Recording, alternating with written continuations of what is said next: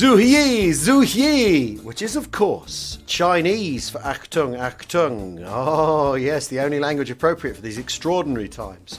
Now, if you're listening to this podcast in the spring of 2020, you'll understand the tone and content entirely. If you're listening a year later while sipping a latte in Starbucks, if there still is a Starbucks, after dropping the kids at school, if there still is a school, you'll only have a distant recollection of what we're going on about. Unless, of course, we're all pushing around shopping trolleys like the bloke in Road. But for those of you downloading in a timely fashion, welcome to We Have Ways of Making You Talk. So, the nation is on a war footing. We keep being told this. We've moved the podcast to DEFCON 1. James and I will continue to broadcast from silos in West London and Wiltshire throughout the crisis. I've broken with my normal homeworking routine and I'm sat in my underpants in my office. Actually, you know what?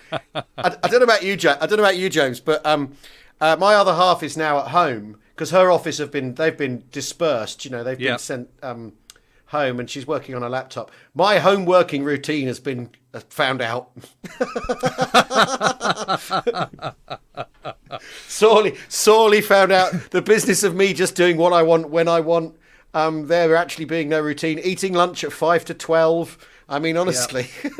Yeah. No, I've been busted. I know how you feel. I mean, I've got all four under the roof now because Ned is back. We managed to get him back from New Zealand. Yeah. We've got Daisy coming home from school this afternoon. That's it, probably till September. Yeah. I mean, Jesus. Yeah. Yeah, but in times of crisis, you've got to... But needs must, and we're doing our bit by not actually sitting in a room together and gobbing on each other whilst pronouncing about the Second World War. So we're doing our bit. We hope you are too. Now, of course, many of you have been in touch asking for more content. Well, as the old saying goes, be careful what you wish for.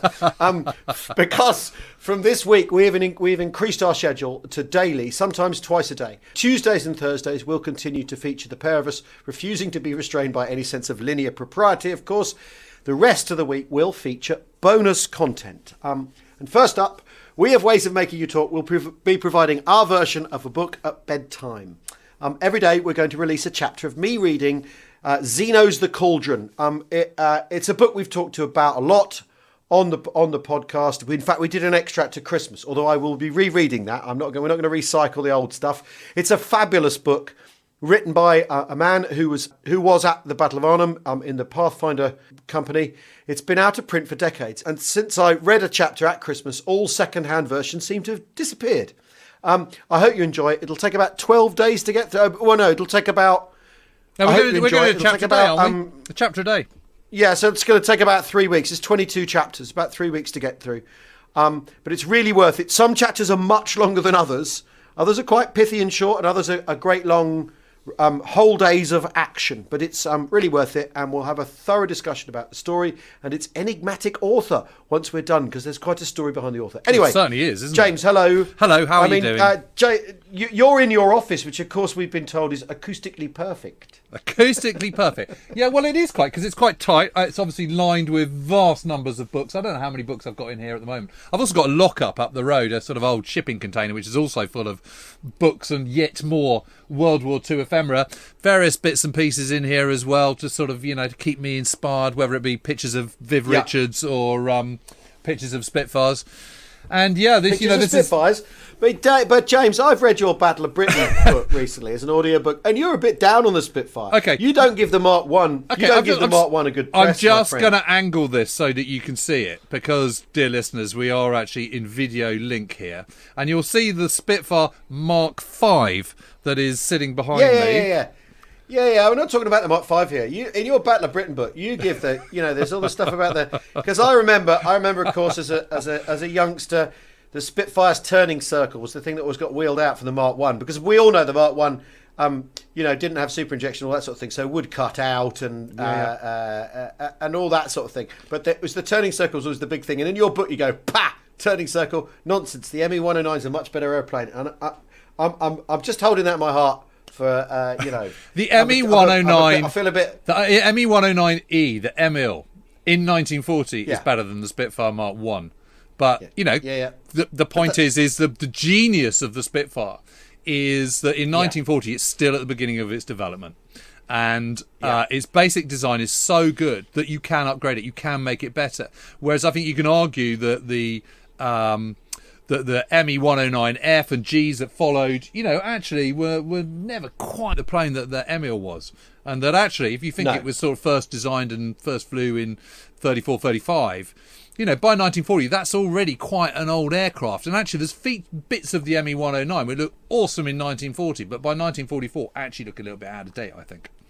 Compared to Mustangs and the latest. Yeah, but you're really down on the You're really down on the Spitfire in that book. Anyway, I think here's the thing. I think a thing that would be interesting to talk about, given what's going on, because I mean, we are right now. No, make no mistake. Last year, in my touring show, I used to joke about how we were living in a history book, and I couldn't wait to read the history book about now, right? But actually, what we were living in was politics. Lots of to and fro politics. That might change things, might not. We didn't know, did we? No. And a lot of people didn't like the tone of the politics, blah blah blah. But that was it. That was the extent of it, and also kind of paralysed minority governments. But we are right now living in a history book right now. Yeah. Make no mistake, aren't we? We are living in a colossal global event in which we're playing our little part. Yep. And events that are impacting literally on everyone's lives. Yes. In a total war style, if you want. And so I thought it'd be quite interesting to talk about. Because we're at the beginning, aren't we? This is September 1939. Because let's face it, a lot of people have been drawing a lot of analogies, and including the Prime Minister, who obviously fancies a bit of the old Churchill stuff. Yeah. And always has done, and has famously written a book about him that's kind of a bit bonkers. But I did a platform with him once on that. Did you? Yeah, I was in conversation with Boris. He was talking about Churchill, and it was at Blenheim Palace, and it was the most weird evening. He was very charming, very nice, every bit as nice and charming as you would expect him to be, but really weird. So it was in the orangery at Blenheim Palace, and we were in a kind of sort of an annex room at the back of it beforehand, and the orangery there is very, very long and narrow. And so there were kind of rows of seats either side, going a very, very long way down to the far end, which was a stage. And there was a kind of sort of there was a kind of route way through down the middle. And as we came out, it was time to go on stage. He said, "No, James, you go ahead. You go ahead." And I said, "Don't be ridiculous. You're the main man here. This is your gig. You lead on." He goes, "No, lead on. I insist. Lead on, Macduff. Lead on." So anyway, and it got embarrassing. So I went, "Well, okay, fine." So I kind of walked off.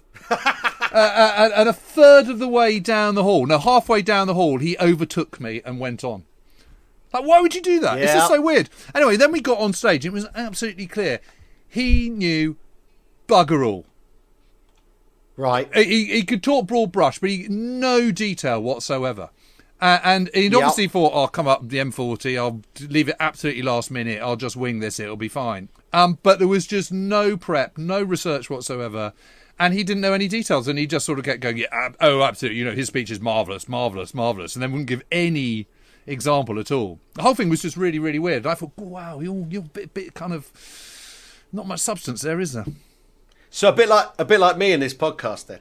No, not at all. Totally different. I tell you what, if it had been me and Boris sitting here talking about Second World War, we'd have dried up halfway through the second episode. I'm telling you. No, I mean, he's having to do detail now, isn't he? Here's the thing. I mean, he's getting his big moment. But the thing is, so a lot of people, and the other thing I've noticed an awful lot of is people going, thank God we didn't have Twitter during World War II because everyone's arguing and not getting on. But the thing is, right? I think this is kind of like a thing we got that's really worth talking about. Is that when the war started, the idea that everyone just knuckled down and got on with it and did as they were told and agreed with the government and thought the government was getting it right and just took their medicine, as it were, and came together and worked as one, there's not a lot of truth in that, is there? No, it's really interesting. Everyone was really grumbling very, very quickly. Putting it mildly. I mean, for instance, evacuation, right? Which is my memory of the, and this is post Angus Calder as well, isn't it? Yeah. My memory of the People's War, my memory of the social history of the Second World War. When I always used to think, yeah, but Spitfires. But my memory of the social history of the Second World War is kids at railway stations being evacuated. Yeah, with little luggage labels around them, dressed like Paddington, and being sent away to the country, and then the sort of quite mixed stories of what evacuation was like. But when they initiated evacuation, right? Because after all, right now we've got this thing of, are people being, they're being doing as they're told, or is the government giving advice, and this idea of how tight the government can offer advice.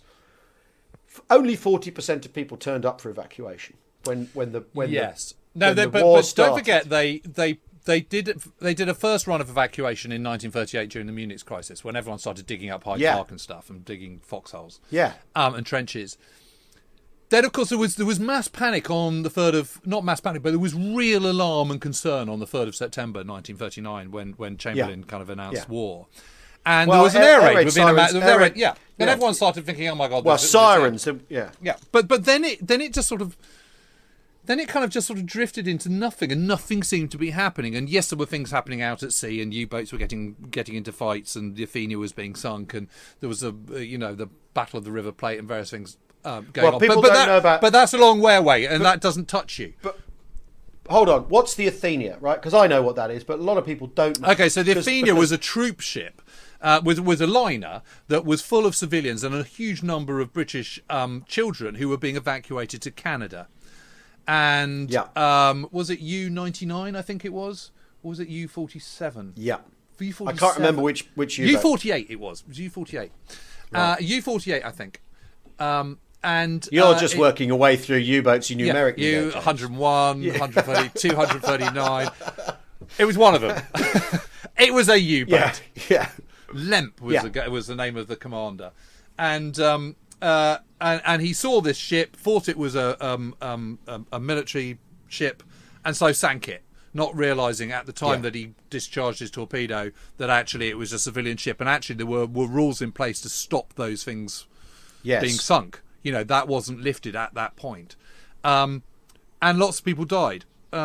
And I can't remember quite how many, but a lot of people died. And including a lot of more children. than a couple of hundred. Yeah, it was. More than a couple of hundred, wasn't it? And there were amazing stories of sort of, groups of sort of 6-7-year-old children adrift in a dinghy for 5 days in the North Sea and all that. Not in the western approaches in the Atlantic, and sort of just off the coast of Scotland. So it was a real shock. But apart from that, and apart from the odd naval clash, such as the Battle of River Plate in, I think, when was that? December 1939, not a lot was going on. Troops were being moved to France, and that was it. And the Chamberlain government had decided that what they were going to do was contain Germany. That you'd hold tight, you'd contain Germany, you'd contain Germany with a economic blockade. You contain Germany economically, and what would also happen is if the Germans were so stupid as to start an offensive in the West, you'd grind it to a halt. You'd end up with a reprise of trench warfare. The German government would be overthrown by angry generals or disgruntled politicians, and that would be the end of the Second World War. Because after all, no one, 1945, we see it as this sort of 6-year linear thing with lots of consequential decisions and also decisions that could only be made under those circumstances. Because there's an awful lot of decisions that people make because they've got no other options. Yeah, and they don't. You never see it like that at the time, do you? But that's actually the case.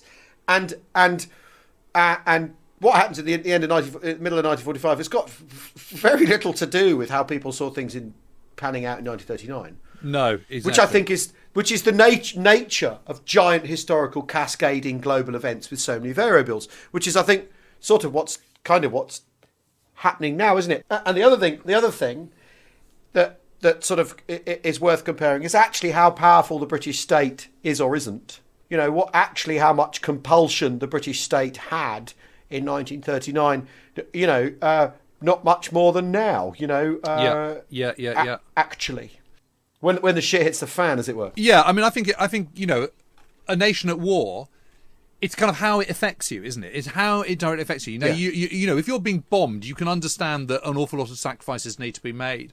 But if you're just having to fork out suddenly higher taxes, and there's lots of things that you used to be able to do that you can't do because there's a war on, and yet you're seeing absolutely nothing happening. You and just a pinch on consumer goods and all that sort of thing. Because you know, the whole point about kind of containing Germany is to give the British a chance to kind of rearm further. And while the Navy is the largest in the world and we have the largest merchant fleet, and while there is a burgeoning Air Force, which is growing day by day, what has been left behind a little bit has been the army. And that's very much Britain's traditional role. I mean, that's how she's constantly gone through history, is kind of sort of having a very, very, very small standing army. And there's very good practical reasons for this. Because if you have a large army, you've got to have conscription. And, you know, in a Western democracy such as the one that Britain is, you know, that is just unconscionable in the 1930s. Yeah. You know, no one is going to put up with that. And second thing is what do you then do? They're really expensive armies, aren't they? Yeah, they are. And also, we have water between us and any other army. Right, which is why the senior service is the senior service in the Navy. Exactly, but whereas France doesn't. France has a great long border. Right. With a tradition of angry neighbours, or being an angry neighbour itself. Yes. I mean, after all, you know, Germany only exists because of France rampaging all over Europe at various stages of their histories. Of course. You know, but my point out is that's why we don't. But that. But my point is that actually having a small army in 1939, only introducing conscription in March of 1939, which Chamberlain does with real trepidation. He thinks, oh my God, you know, how's this going to go down? And actually it's accepted quite well. Yeah. You know, and suddenly having these TA battalions, which have been, you know, full of sort of weekend soldiers, going about that kind of normal job Monday to Friday, and suddenly putting them on a war footing. You know, obviously they're not top notch at that stage, but that's okay because we've got France to do that. You know, it's never been part of the plan to kind of have that large army, and the 55 division army is something, you know, that's on the horizon. That's not something that's going to happen anytime soon. But of course, all this suddenly has to be paid for, and yet what people are seeing is lots of inconvenience, lots of kind of tightening of belts, and having to pay more money with no obvious benefit to them because the war seems distant and it's a phony war, nothing's happening, and they're sitting on their asses. But it's still the right decision. It was still the right decision pre-war to focus on the Navy and the RAF at the expense of the army. Well, and you know, moments ago we talked about how the decisions you make are bound by the circumstances you're in. Yes, that's a perfect illustration of that. Exactly. And in fact, when you look at it, what the Chamberlain government decided to do isn't particularly unreasonable. It's completely, you know, because after all, what happens in May 1940? No one imagines that that's going to work. No one for 1 minute thinks that that's what the Germans will do. Even the Germans don't think it's necessarily going to work. So you know, the assumption that Hitler might get overthrown is actually not that mad at all, because I mean, Halder, who is the chief of staff of the army, is going into daily conferences with Hitler with a pistol in his pocket, thinking, I've got to shoot him, and he just loses his nerve and he doesn't do it. But he's thinking about it. And when Hitler turns around at the end of the Polish campaign and goes, right, I want to attack in the West in November, everyone's sort of going, are you completely insane? But obviously saying, jawohl, mein Führer. But that's what they're thinking. And there is the spirit of Zossen and all the rest of it, you know, which is where the army has its headquarters. And, you know, there is this active plotting to overthrow him at this point, because attacking the West in November 1939 would be absolutely insane, not just slightly insane. But he's locked into his steel crisis. He's locked into the fact he knows his economy's only got so far to go. They've only got so much ammunition. Yep. You know, he's confined by his own decision-making confines in the same way that the British government are too, and their traditions and expectations of how wars are fought. But I think that, you know, I mean, what's really interesting about this is if we are talking analogies, you know, it feels like a phony war at the moment, some of what's happening now. And so people are still going to the pub and they're still doing the socialising they've been asked not to do, and disagree, you know, and disagreeing with the government and politicking and all that sort of thing. Because I think the politics, certainly before May 1940, is fascinating because the Labour government, the Labour Party wants absolutely nothing to do with Chamberlain. Yep. Because there's a pacifist wing of the Labour Party who have wanted absolutely nothing to do with anything to do with ditching appeasement. You've also got the other bit of the Labour Party that wants to prove it's reliable in government, that it can deliver, that it isn't a pot full of cranks, loonies. I'm always loath to do Second World War analogies, but there's some stuff flying around here, and also you also get that thing of politicians, and I think it's very interesting what Nicola Sturgeon did the other day. She went, I am a party politician down to my core, that's me, but right now I don't care about party politics, which is, of course, a very political thing to do because you're going, I'm above all this. I'm a statesperson, and I am better than your squabbling. Vote for me, right? And I'm not. That's not a criticism. In fact, I quite admire her manoeuvre there, and it's a completely legitimate thing to do politically. But it's all very interesting, and this was going on as well. 39 certainly to 40. Labour really trying to figure out because Labour leadership. Also, I mean, famously, when Attlee is offered the deputy prime ministership, he has to go and ask permission from the Labour conference. Yeah, he can't just go, "Yep, absolutely no problem." He has to toddle off and get it voted on. Yeah, but because for up till then, Labour have been biding their time and not wanting to come onto the war effort. And of course, if Chamberlain had had a successful war and not been caught with his pants down in... Because it's essentially Chamberlain who's caught out in May 1940, even though Churchill takes over. If he'd had a successful war and that had worked, Labour would have looked like they'd missed the patriotic bus and couldn't be relied on in time of national crisis. And so there's all that going on as well. All these political plates spinning. And we tend to look back at the war and think, we pulled together... And in fact, actually, no, that there's a lot going on. And after all, a big chunk of the left were pro-Soviet, so had their hands tied by the Molotov-Ribbentrop Pact. So there's a lot going on, isn't there? There is a lot going on politically. It's really, really interesting. Yeah, and yeah. And much more than we like to think.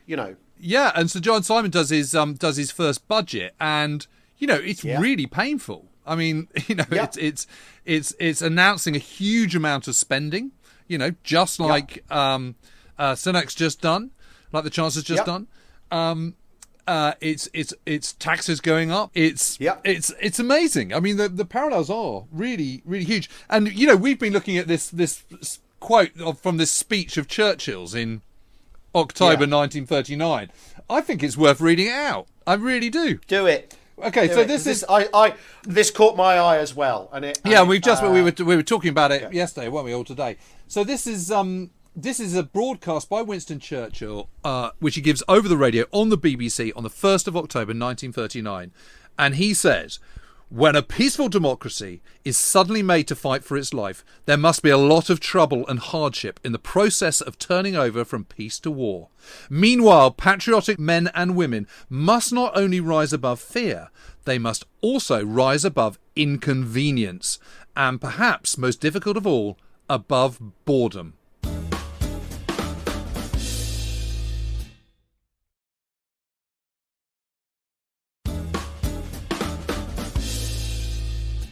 Welcome back to We Have Ways of Making You Talk. Now,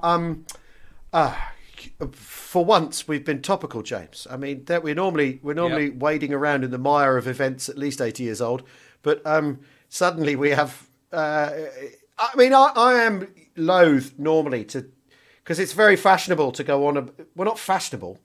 That's not the right word. It's well worn. It's an easy trick. Go on about the war. It's an easy. That's exactly what it is. It's an easy trick. And has been politically quite a lot lately. But we actually have a situation here where there are some parallels to be drawn and maybe lessons to be learned anyway. The point that occurred to me is that most people in their lives, if they live to a kind of half-decent age, are going to come across some absolutely appalling crisis at some point. They just are. If you think about everyone... I'm talking particularly about British people, I suppose. But, I mean, that applies absolutely anywhere, doesn't it? I mean, hardship is something that we have to face in our lives. It just comes along occasionally. And, we've been very lucky that we, we haven't been caught up in a global war or anything like that. We've been extraordinarily lucky. And this is one of those moments where we're suddenly kind of flung into something that's extraordinary and potentially dangerous. Yeah. Now we have a question, which I think is going to set us off all over again. Okay. This is from Tim. Hi guys, love the pod, obviously, and hoping to guilt you into answering the question, as seeing as for the second time Al's performance in Watford has had to be cancelled. The first time was because the roof was falling in. That was not even a global pandemic. That was like a simple structural failure. Yesterday, I wandered around my local supermarket, bewildered by the recent shopping habits of some. Given the vast amount of shipping with supplies were crossing the Atlantic, was rationing introduced because of a genuine lack of basic goods or because of the government? Okay, so rationing's really interesting. It's neither. It is because at the start of the war, only just a little over 14% of our daily food is produced within the UK. British farming is in the doldrums. It's absolutely stunk because grain can be bought much cheaper from North America. Meat can be refrigerated and sent over from the Argentine, from New Zealand. Wool can be brought from Australia as well. And, farming is dying in the UK. What the British government realised, Chamberlain realises, and realises absolutely quite correctly, is that it is a waste of shipping space to be filling it with food when we should be bringing in bauxite and copper and rifles and tanks and all sorts of things. So we'd better start growing it ourselves. And actually, it is the second agricultural revolution in many ways, because the transformation is absolutely extraordinary. By 1945, we're producing 91% of our daily calorific intake at our own hands, which is incredible. And that's all because of Dig for Victory and, people growing vegetables, and it is also growing up the heathland and the downland and all the rest of it, and putting very much more of the country under the plough, and also increasing mechanisation and using fertilisers. And it's something that it was a short-term measure that we never got over. And one of the reasons we have agri-business now and huge amounts of fertilizers and chemicals and stuff flung into our ground goes all the way back to Second World War. The whole point of rationing was nothing to do with the amount of food. It was to make sure that everyone in the country got a decent, balanced diet. So, because what you didn't want was posh people hogging stuff, and the less well-off not getting anything. And in the 1930s, of course, poverty was one of the real issues of the day. And, that's when people are kind of surviving off bread and dripping and all that kind of stuff. Also that's not a very efficient way of handling your workforce. And what Britain realised was it was going to have to put a huge number of people into uniform and a huge number of people into factories to make stuff. And the more sick days you got, the less efficient you were. The weaker people were, the less efficient you were. What you wanted was a healthy population that could do what you wanted it to do. So the whole point of rationing was to make sure that everyone gets a balanced diet and gets the same. Now, if you're rich, you can still go to, to the Savoy or the Criterion or whatever. Claridge's, exactly, and have a half decent meal and drink some nice wine from the cellar that's been building up over the last 100 years, which if you're not well off, you can't. But if you aren't well off, you will still be able to get the food you want. Rationing doesn't begin until the 8th of January 1940. And it's very, very light. So the only thing that's rationed in the start of 1940 is butter, sugar and bacon. Rationing takes on it's sort of increased in March, and it increases throughout the war. But actually rationing is never very bad during the war. Actually rationing is much worse after the war when everyone is a bit short of things. But during the war, rationing's okay. Compared to Germany, where rationing starts in the summer of 1939, everyone's getting plenty. And people still say, I remember my mum saying, going on about sort of, not spreading butter too thick on my toast when I was a kid and all that. Yeah, and all that kind of stuff. But actually, rationing was fine, and no one went hungry, really, in the war. Now, people listening to this go, God, that's absolutely rubbish. I was hungry all the time. Well, maybe because you were a growing lad or something. But everyone had enough to eat, which is more than you can say for all the other major combatant nations of the war, with the exception of the United States and Canada. And of course, I mean, one of the interesting things here is that rationing kind of worked here because you had a mobilised population who did pull together around that. Yeah. Whereas in France, for instance, where rationing was imposed on them by a government of occupation, there was no rationing at all until there was no rationing up until the Blitzkrieg in May 1940. Yeah, exactly. And so once France was occupied by the Germans, they didn't want to be told what they could and couldn't eat by an occupying enemy, as it were. And so the black market went completely nuts. And in a way, I mean, there was a black market in the UK, obviously, but nothing like as rampant as in France and then the other occupied countries. No, because the economies all went into a tailspin anyway. Because they're fundamentally getting enough. I mean, meat is rationed in March 1940, and why is meat rationed? Well, because we're not producing much meat in this country, and the digging up of the heathlands is so that you can grow more cereal, so you can have grain. Bread is never rationed during the entire war, which is amazing, really. And of course, meat is the number one product which is coming from South America and from New Zealand and Australia in these refrigerated ships. And those ships are now needed for war goods, not meat.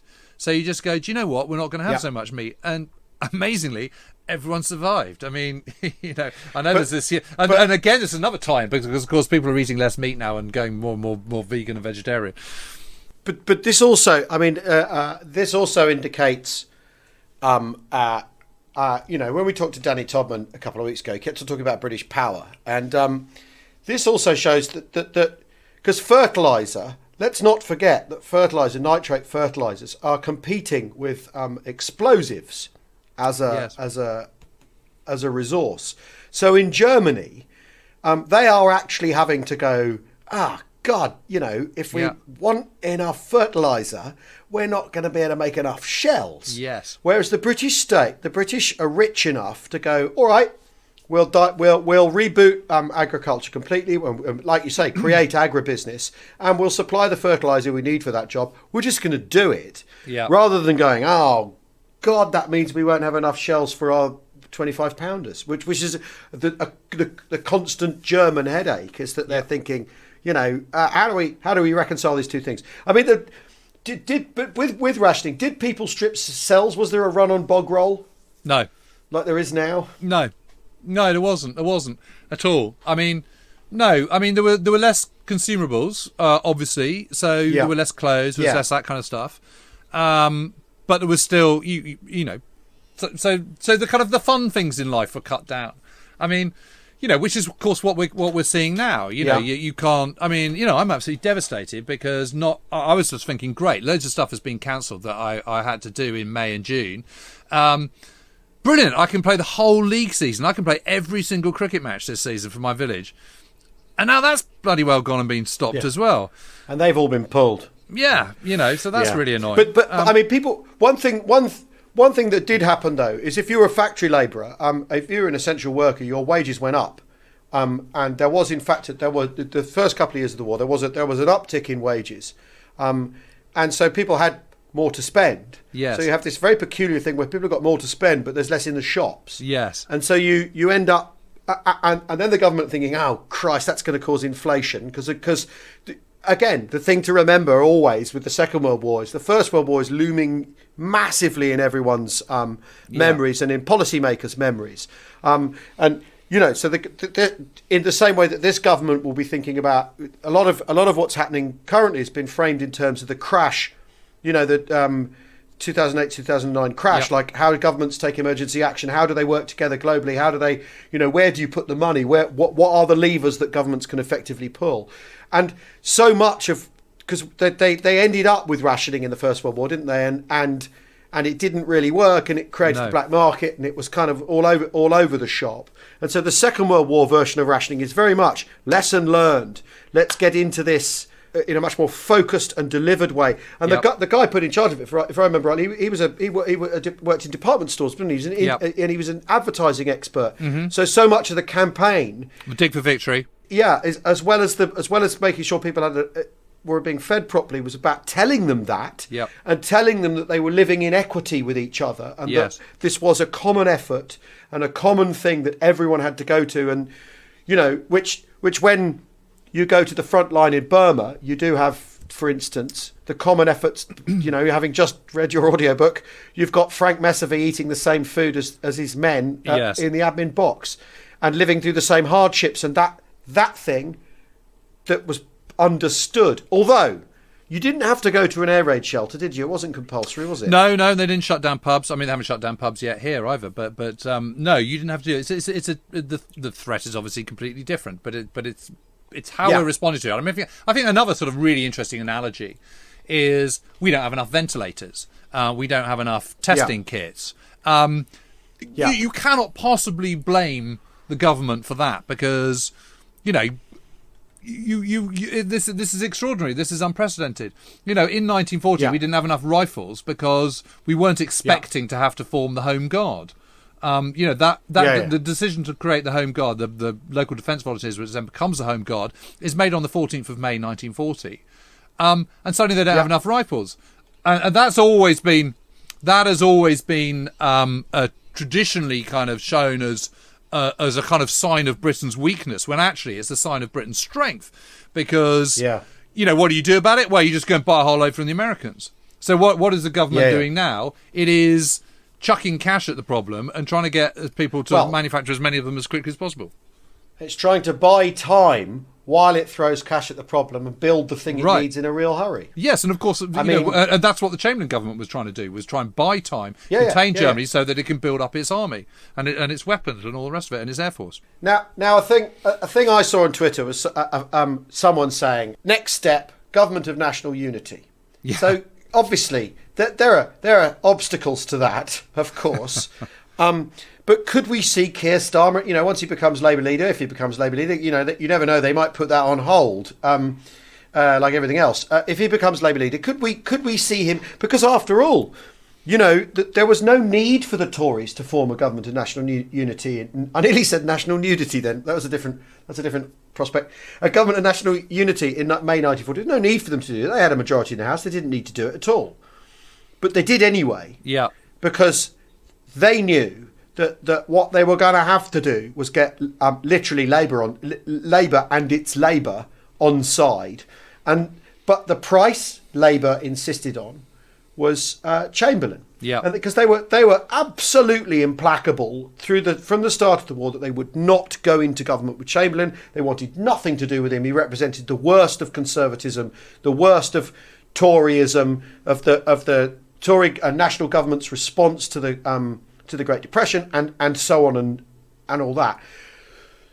So if you were to get a government, if this gets worse, if this escalates into a really big death toll and then the economic boom, that's going to run through everything, and you need a government of national unity, the price of Labour entering government would be Boris Johnson, wouldn't it?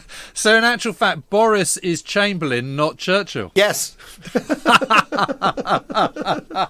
Isn't that brilliant? That's just hilarious. So Keir Starmer is Clement Attlee, Boris is Chamberlain. Yeah. Who's Churchill? Rory Stewart. There's your. Oh, Christ. Well, did you notice Jeremy Hunt last week or earlier this week going, the cuts we made to the health service and social care, on reflection, the worst cuts we made, because they're all at it, like he's positioning himself for after the deluge, don't forget, he was an entrepreneur who made his own finances, didn't he? He made his own money. Yeah, of course he did. Yeah, he did make his own money. Yeah. God, that all seems like ancient history, doesn't it? Oh, doesn't it? What's happened to Brexit, by the way? But this... Oh God! Well, maybe Brexit is appeasement. Yes, isn't it? Yeah. The thing that last year was the absolute be-all, must-have. Both parties essentially agreeing on it in one way or another, and now it's gone. For now, I mean, I'm sure we'll get some people going, "No, it hasn't, you Ramona bastards." But obviously now's now's not the time to get into that, obviously, no. and it's not in. But if you did end up with a government of national unity, who's it to be? I mean, it's the strangest thing, and it also what Labour were able to do when they came into government in 1940 was go, look, we're not a bunch of cranks and loonies and people, irresponsible people. You know, we actually have something to offer in this situation, and I think that's the. Well, that's I tell you what, other you wouldn't have a Labour government in July 1945 if he hadn't been in the War Cabinet. Yes, exactly right. Yeah. Not a chance. I mean, you and just Morrison and everyone else, you know, Yeah. and Bevan and all those people, showing that they could be relied on when the moment came, when the chips were down, even though chips were rationed, when the chips were down, they were able to, you know, step up, and that may be a thing that's yet to come from this. Anyway, well, who knows? I think. Who knows? I mean, we're into soothsaying now. Anyway, we are. I think that'll do for now. We hope you've enjoyed this weirdly topical edition of We Have Ways. We're suddenly relevant, James. Yeah.